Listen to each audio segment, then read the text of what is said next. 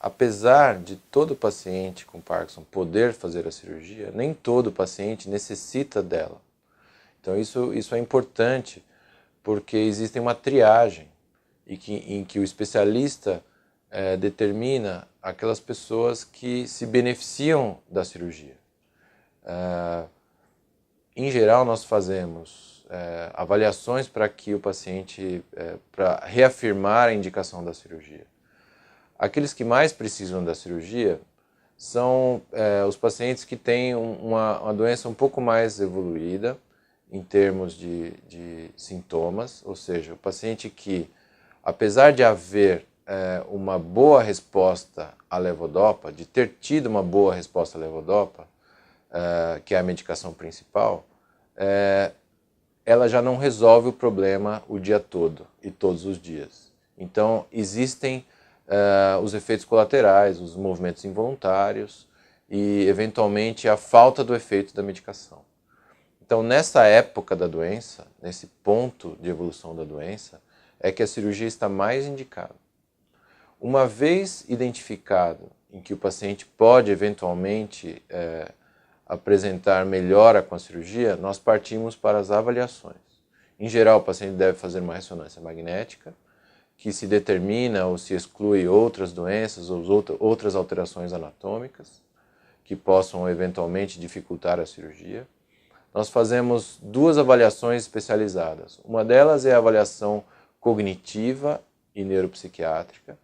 Quando se faz a avaliação cognitiva, se examina todas as funções cognitivas do paciente. Em geral, como a doença de Parkinson não dá alterações cognitivas ou elas são muito leves, se excursiona eventualmente alguma disfunção, mesmo que seja leve. Se não há alterações cognitivas, o paciente está liberado para a cirurgia. Se há alterações cognitivas intermediárias, se avalia caso a caso. Caso o paciente apresente ou uma doença outra, seja ela psiquiátrica ou mesmo uma demência, em geral a cirurgia não está indicada. Então, em relação à cognição, os pacientes que se beneficiam da cirurgia é aqueles que têm a cognição preservada ou em grande parte preservada.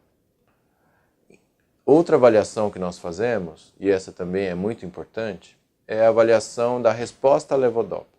Então, a levodopa é a medicação mais utilizada e demarca tanto o diagnóstico quanto a possibilidade de fazer a cirurgia.